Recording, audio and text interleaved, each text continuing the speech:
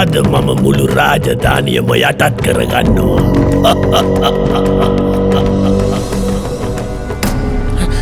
අපොයි රජතුමනි අපි ඉවරයි විනාශයි රජතුමනි.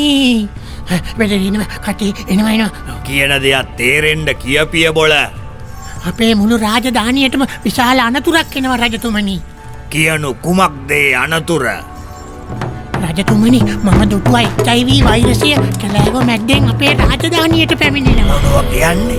පුරෝහිත අපි මේ වෙනුවෙන් ඉක්මනින්ම ක්‍රියාමාර්ගයක් ගත යුතුයි. එහෙම නේද? එසේය රජතුමනි. ඔබතුමාගේ අනපරිදි අපගේ කොණ්ඩම් ආරක්ෂකයින් ඉදිරියට ගමන් කරවන්න සූදානම්. රජතුමනි මෙම කොණ්ඩම් ආරක්ෂකයින් මගින් සිපිලිස් ගොනෝරියාවැනි ආක්‍රමණිකයින්ගෙන් පවා අපේ රාජ්‍ය ආරක්ෂා කරගන්නත් පුළුවන්.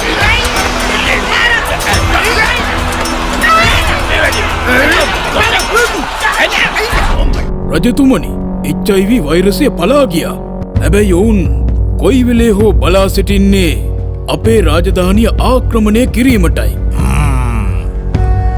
එසේනම් අපගේ මීළඟ ආරක්ෂක පියවර වන නිල්බට කණ්ඩායම වහාම පෙරට යවනු.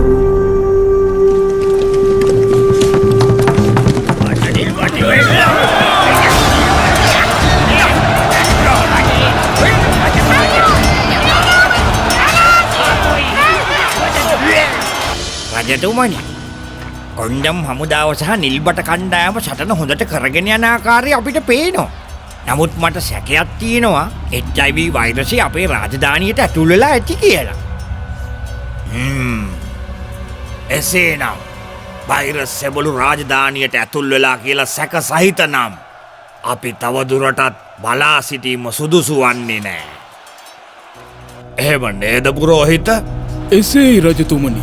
අපට පුළුවන් පෙප්ස් කණ්ඩායම යොදාගෙන දින 28ක් අකණ්ඩව රාජධානිය පුරා සූදිසි මෙහෙයුම් ක්‍රියාත්මක කරන්න. වෛරස් හමුදාව රාජධානියට ඇතුල් වෙලා පැය 72ක් ගත වී නොමැති නිසා පෙප්ස් කණ්ඩායමට පුළුවන් HIV වෛරසයේ සෙබළු සිටී නම් ඔවුන් සොයා මරා දමන්න. දැක්ක නේද පුරෝහිත? අපි නිසි ආකාරයෙන් ආරක්ෂක ක්‍රියාමාර්ග ගත්ත නිසා HIV වෛරසයට අපේ රාජධානියට ඇතුල්වීමට නොහැකි වුණා.